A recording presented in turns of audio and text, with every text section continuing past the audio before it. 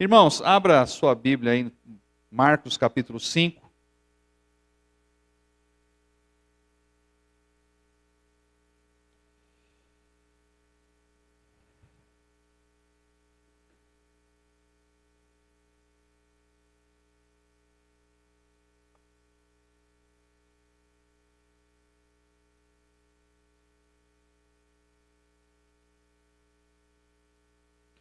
Nós vamos ler a partir do verso 25.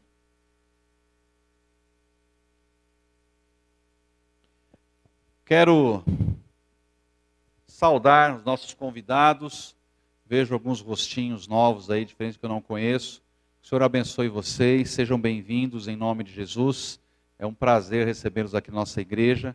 Espero que vocês voltem, sintam-se em casa. Aqui é a casa de Deus, é a casa de vocês. Marcos capítulo 5, a partir do verso 25, diz assim: Estava ali uma certa mulher que havia 12 anos vinha sofrendo de uma hemorragia. Ela padecera muito sob o cuidado de vários médicos e gastara tudo o que tinha, mas em vez de melhorar, piorava. Quando ouviu falar de Jesus, chegou-se por trás dele, no meio da multidão, e tocou em seu manto, porque pensava: se eu tão somente tocar em seu manto, ficarei curada. Imediatamente cessou sua hemorragia e ela sentiu em seu corpo que estava livre do seu sofrimento. No mesmo instante, Jesus percebeu que dele havia saído poder. Virou-se para a multidão e perguntou: quem tocou em meu manto? Responderam os seus discípulos: vês a multidão aglomerada ao teu redor e ainda perguntas: quem tocou em mim? Mas Jesus continuou olhando ao seu redor para ver quem tinha feito aquilo. Então, a mulher, sabendo o que lhe tinha acontecido, aproximou-se, prostrou-se aos seus pés e, tremendo de medo, contou-lhe toda a verdade. Então ele lhe disse: filha, a tua fé a curou. Vá em paz e fique livre do seu sofrimento. O Senhor abençoe a sua palavra. Eu queria, nessa rápida reflexão, conversar com os irmãos sobre a solução para o Brasil é Jesus. É Jesus. Estamos a 2 dias do feriado da independência do nosso país. Há um clima no ar do que vai acontecer. Alguns torcem para que haja uma ruptura institucional, alguns estão insatisfeitos com o que anda acontecendo, principalmente na questão do judiciário, a interferência do judiciário nos outros poderes, principalmente no executivo. Alguns andam insatisfeitos com o que o legislativo anda fazendo. Eu não quero entrar aqui no mérito e no cunho político. Você pode estar a favor ou não disso tudo, você pode ser contra o atual governo, você pode ser contra o atual presidente. Você pode ir na manifestação, não sei se vai ter manifestação aqui na nossa cidade, ou se em Ribeirão Preto. Você pode vir de verde e amarelo, você pode ir lá dar o seu protesto. Você é cidadão, você está no seu direito, desde que seja algo ordeiro, desde que você possa levar Jesus junto ali. Desde que a sua participação naquele protesto, a pessoa enxergue Jesus em você. Isso vale para quando você vai num estádio de futebol, isso vale para quando você vai num cinema, quando você sai com seus amigos, isso vale para qualquer momento em que você vá se reunir ou vá estar num local público. Como também, se você quiser pegar um ônibus e ir lá para São Paulo, para a turma que vai protestar contra o governo, vá lá, proteste. Exerça a sua cidadania, exerça o seu papel de cidadão. O que não pode, nem para um lado e nem para o outro, é você achar que o presidente que está aí, que foi eleito democraticamente, ele é a solução para o Brasil. E você também não pode achar que derrubando ele e colocando um outro de partido oposto será a solução para o Brasil. E pode vir o melhor presidente do mundo, em que consiga unir todos os partidos, o azul e o vermelho, consiga acabar com a polaridade, e você achar que ele é a solução, para o Brasil, porque não será. Não será. Então, exerça a sua cidadania, continue protestando, escreva. Cuidado até com o que você escreve em rede social. Hoje, rede social dá voz para muita gente que não tem coragem de pegar um microfone para falar nada, né? Mas na hora de meter o dedo lá, vai numa velocidade, coloca e replica e tal, não sei o quê. Vira um leão, mas ao vivo e a cores é um gatinho sem vergonha. Desculpa usar essa expressão, mas esse é o efeito das redes sociais nas pessoas. Como ela exerce esse poder, né? Por trás da tela é uma pessoa completamente oposta daquilo que é na vida real. Então cuidado porque você também pode estar dando um mau testemunho, né? Ou escandalizando daquilo que você posta, daquilo que você escreve, enfim. Faça o que você achar que tem que fazer. Coloque o verde e amarelo, coloque a bandeira do Brasil na frente da sua casa. Se quiser colocar o vermelho, também coloque, não tem problema. Mas apenas não se esqueça que essa não é a solução. Esse não é o caminho. Eu vejo famílias sendo destruídas por conta dessa polarização. Eu vejo pessoas deixando de se falar por conta disso. Eu vejo uma falta de respeito crescente, onde não se respeita mais o que o outro pensa. Falamos que estamos num Estado democrático de direito, mas se você posta uma coisa, eu vou lá e só falta eu arrebentar você. Que democracia é essa? Que eu não tenho o direito de me expressar ou de colocar aquilo que eu penso? Que eu não possa discordar do outro? E, na verdade, o meu discordar é partir para a violência. Então, não é a democracia, há uma questão de imposição. Há uma questão da força. Eu tenho que fazer você se convencer do que o que eu acredito é melhor e vou fazer isso à base da força. É para onde está caminhando o nosso país? E aí eu pergunto, onde está Jesus nisso tudo? Quando vem a palavra e diz que feliz é a nação onde o Deus é o Senhor. E muitas vezes nós estamos no meio do caminho com isso tudo. Eu não quero que você seja apolítico. Eu acho que o cristão tem que se manifestar. Eu acho que nós temos que levantar a bandeira da família. Eu acho que nós temos que levantar contra a corrupção. Você tem que ir contra pautas, por exemplo, de aborto. Defender o aborto, irmãos, não é você ser pró-governo, por favor, irmãos. Ou melhor, ir contra o aborto não é ser pró-governo. Ir contra o aborto é palavra de Deus. Pode estar o Lula lá ou pode estar o Bolsonaro, é palavra de Deus. Então, se você está vendo que a Câmara vai votar, que alguém vai votar, vai se levando. Não, espera um pouquinho, vamos votar em favor da vida. Agora, eu até estava brincando esses dias, olha como que o diabo é sujo, né? Qual é o versículo que essa igreja, isso foi bem antes de mim, quando tinha a placa lá, tinha um versículo lá na placa, e a gente colocou atrás das nossas camisetas. Qual é o versículo? E conhecereis a verdade, e a verdade vos... Só que hoje a gente não pode mais usar esse versículo. Usar esse versículo, isso quer dizer que você é bolsonarista. É ou não é? Porque o presidente se apropriou dele na última campanha e tem fazendo uso disso. Agora, quem usa disso é bolsonarista. Nós não devemos ser alheios a isso. Se você entender que Deus está te chamando para uma vocação política, tem gente que é assim, né? Começa lá no bairro. Vai brigar lá no bairro, para a prefeitura carpinar, tratar a praça, tal, não sei o quê, o posto de saúde. Tem gente que tem vocação para isso. Daqui a pouco está lá se elegendo vereador, tal. Desde que não se corrompa, vamos embora. Porque as relações políticas fazem parte do nosso dia a dia. Você tem que lidar com a política. Hein, Márcia? Você tem 3 filhos na sua casa.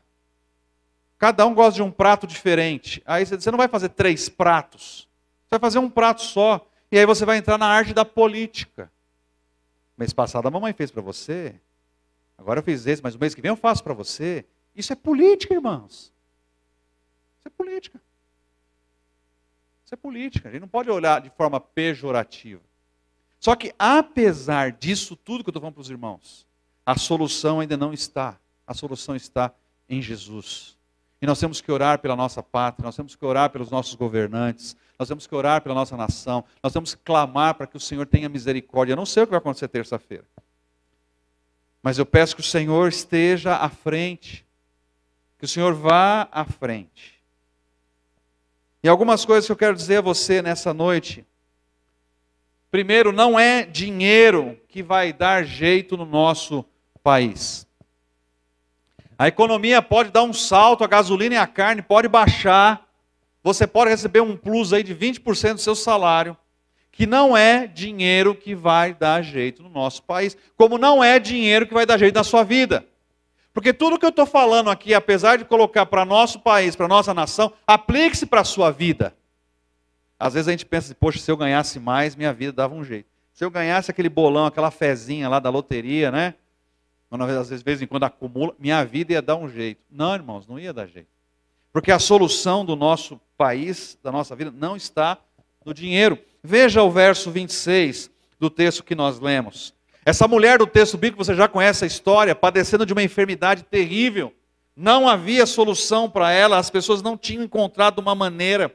Diz o verso 26, ela padecera muito sob o cuidado de vários médicos e gastara tudo o que tinha. Dinheiro nenhum do mundo deu àquela mulher um caminho, deu àquela mulher uma solução. Podem derramar trilhões de dólares, de euros ou de dinheiro aqui no nosso país. Não será o caminho, não será. E tomara que não se derrame. Porque quando sobra e vem dinheiro para o nosso país, o que acontece aqui? Não adianta, irmãos. É sistêmico. A pandemia não é só de coronavírus, não. É de roubalheira mesmo. E roubaram na cara descarada dinheiro que era para ajudar a gente com hospital, com respirador. Vai pesquisar e vai ver o que os nossos políticos fazem. Em tudo quanto é canto.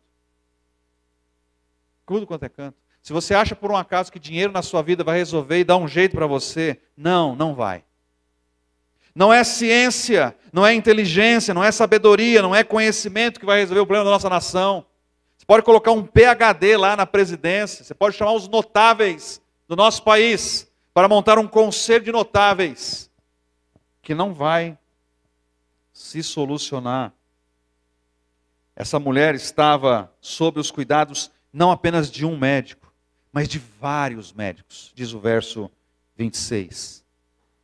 Ela estava na mão daqueles que detinham o conhecimento máximo da medicina. Gastou todo o seu dinheiro.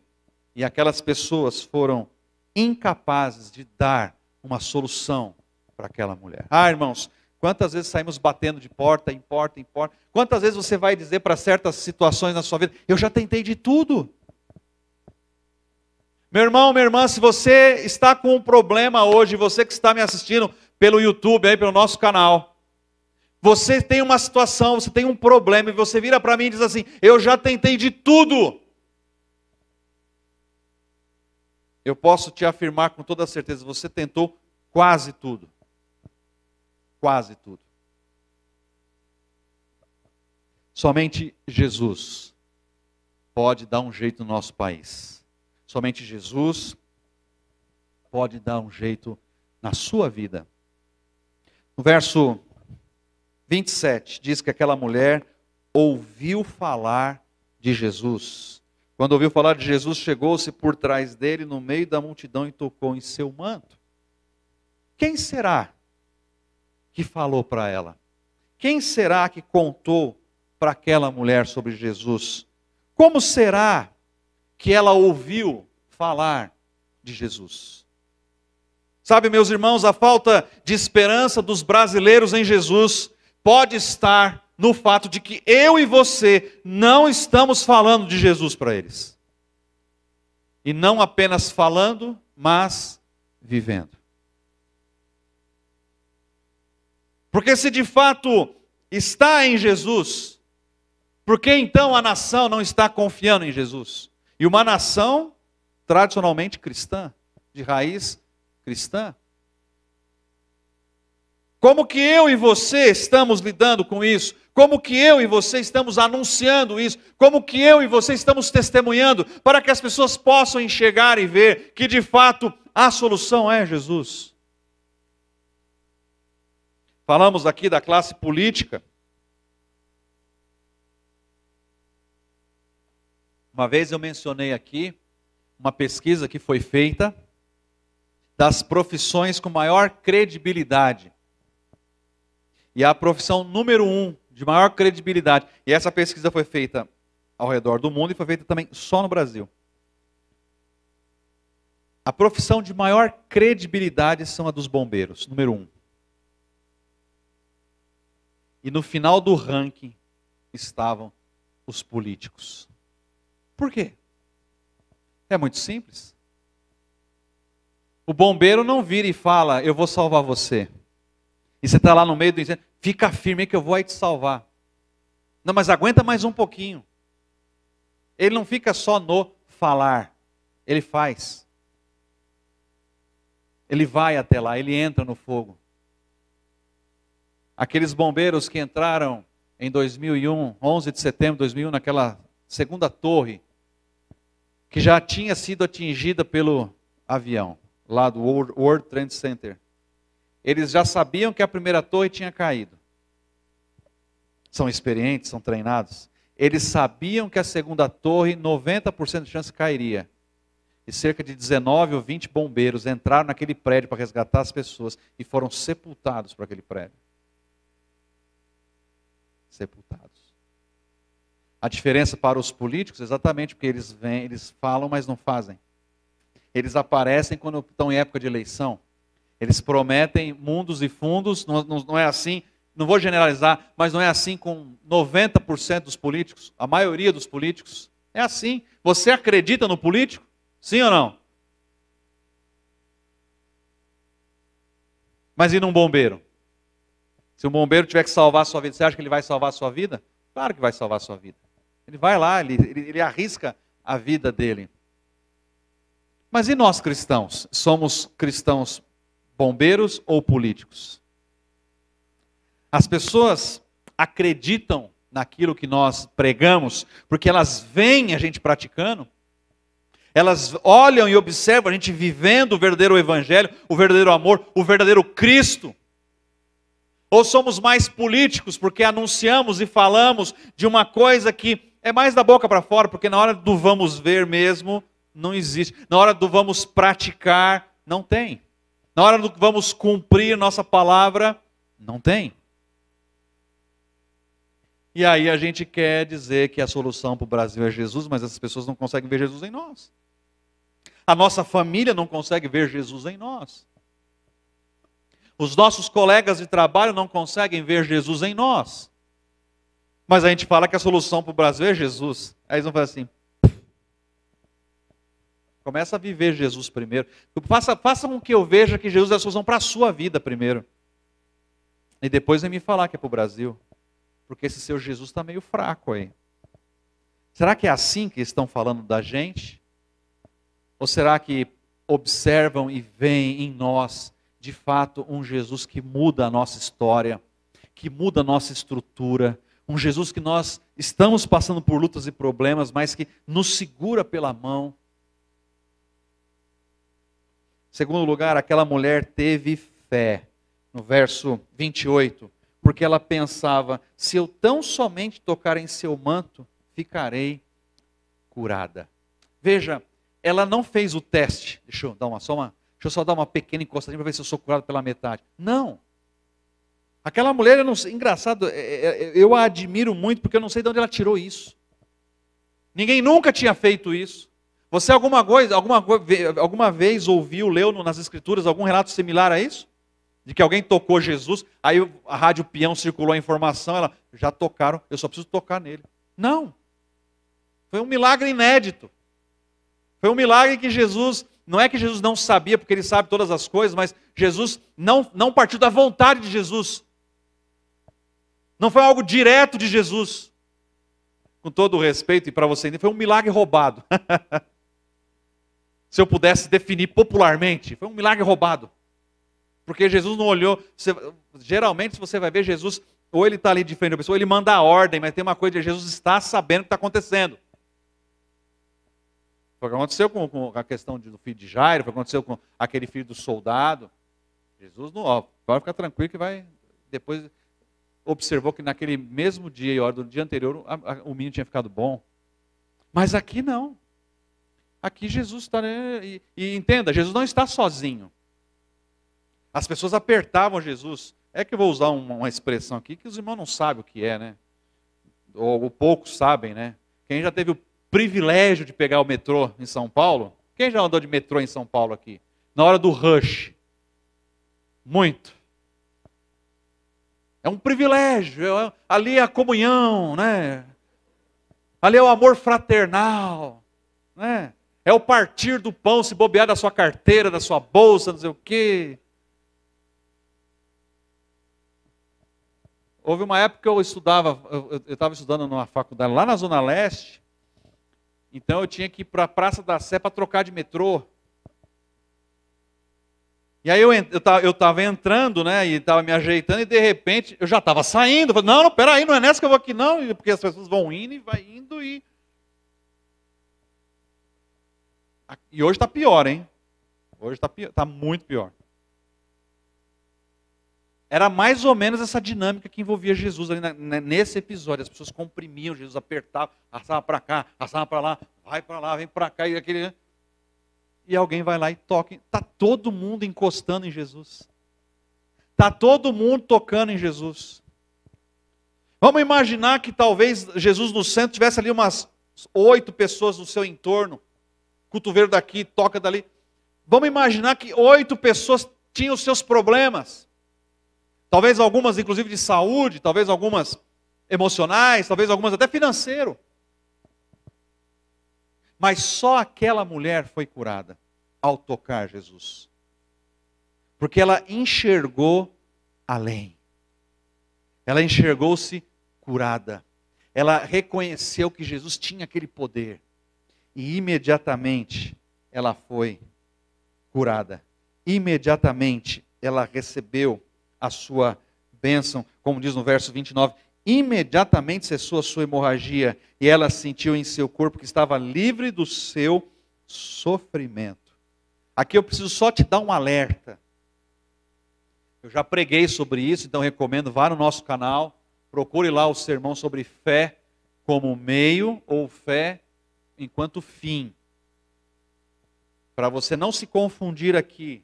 Porque esta mulher teve um resultado imediato por fruto da sua fé. Esta mulher. Por quê? Porque era da vontade de Deus, da soberana vontade de Deus, que ela experimentasse esse milagre desta maneira. Para que, inclusive, este milagre fosse registrado aqui enquanto texto sagrado. Para que nós pudéssemos ser abençoados com esse episódio. Não quer dizer que todo momento você vai exercer essa fé que alguns transformam em confissão positiva. Isso não é fé. Eu creio. Vai sair meu número, vai. Olha lá, hein, abençoado. Para de orar para sair seu número da loteria, hein? Não. Não é, você não tem que ficar confessando. Determinando. Você ora e entrega. Deixa Deus agir. Descansa, confia. Não é o que diz o louvor lá? Descansarei, pois sei que és Deus. Não é assim? Você tem que descansar. Você não tem que ficar lá. Não. Ali o gesto dela de confiar e crer, que só de tocar imediatamente a vontade de Deus se fez ali. O que eu posso afirmar para você, não importa o que você está vivendo, quando você exercer fé, imediatamente alguma coisa vai acontecer. Ou pode ser a cura, ou pode ser a resposta, ou a visita de Deus para tranquilizar você e falar ao seu coração, na mão com Deus, você não vai ficar. Agora a questão é, você está preparado para a resposta que vier da parte de Deus? Porque se não vier a resposta que você está esperando, e se não vier a resposta que você está pedindo, veja, vamos aqui jogar a conversa fora. Sabe o apóstolo Paulo? Apóstolo Paulo, todo mundo sabe quem é, né? Você sabe a relevância e a importância do apóstolo Paulo na palavra. Amém? Eu vou falar uma coisa que é só para você refletir. O apóstolo Paulo tem mais conteúdo escrito do que os evangelhos sobre a vida de Jesus. Só para você pensar. Não estou falando que ele é mais importante que Jesus, hein? Não coloque palavras na minha boca. Estou dizendo que o apóstolo Paulo foi uma pessoa que fez a diferença.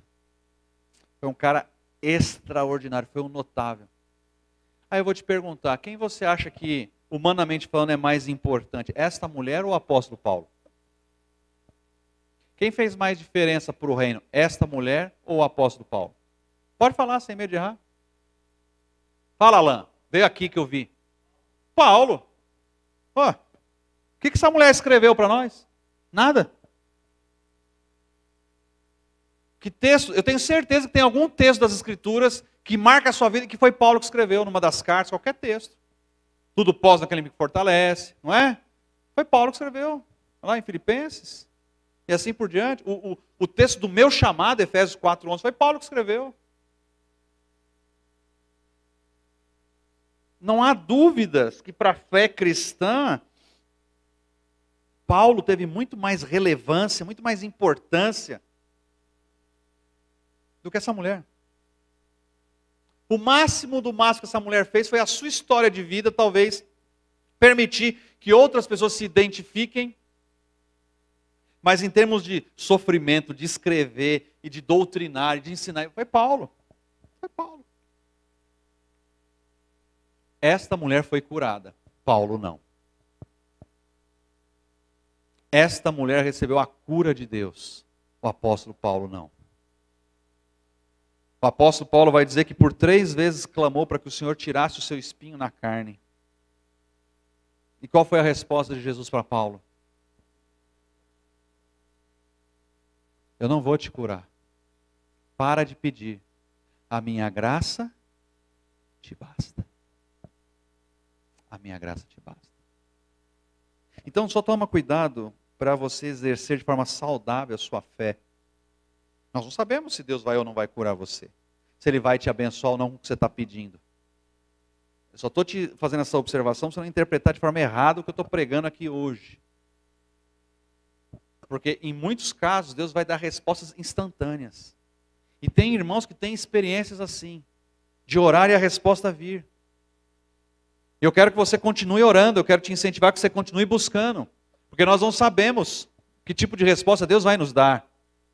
Mas se a resposta não vier da forma que estamos esperando, contente-se com a minha graça, te basta. E como se fosse o resto, a graça. Como para nós é importante a graça, e somente a graça. Aquela mulher, meus irmãos, ela foi na pessoa certa, ela foi em Jesus. A solução para o problema dela não era médicos, não era dinheiro, não era conhecimento. A solução para ela, o problema dela foi exercer uma fé correta na pessoa certa, que era Jesus. Veja o verso 33. Então a mulher, sabendo o que tinha acontecido, aproximou-se, prostrou-se aos seus pés e, tremendo de medo, contou-lhe toda a verdade. Ela adora Jesus. O prostrar aos pés é um gesto de profunda humilhação. Ela reconhecia e sabia da sua insignificância, sabia do que ela tinha feito e sabia diante de quem ela estava. Ela podia bater no peito, fui eu, e daí? O que tem? Qual o problema? O senhor já curou tantos? Por que não pode me curar? Eu não sou ninguém porque eu sou mulher? Tem gente que é tão petulante que teria coragem de falar assim com Jesus. O que é? É por cota, os milagres? É tanto por dia? Tem que voltar amanhã, pegar a senha de novo? Como é que é? Não. Aquela mulher se humilha. Aquela mulher se prostra. É onde eu sou um pouco crítico, né?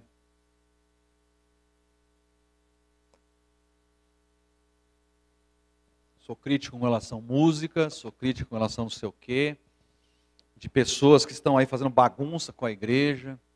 Dizendo que diante de Deus eu salto, eu pulo, eu danço, eu viro, eu chacoalho e tal. Não. Tem muita música aí.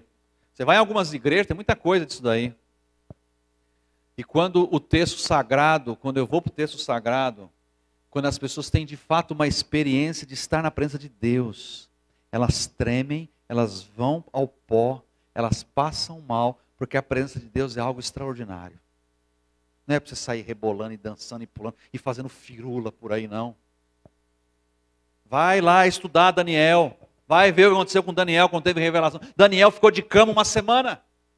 Esta mulher se prostra diante do Rei do Universo, em sinal de adoração, em sinal de reverência, em sinal de respeito, de reconhecimento, de saber quem era Jesus, o que Jesus estava ali representando e que fazia. Ela o adora.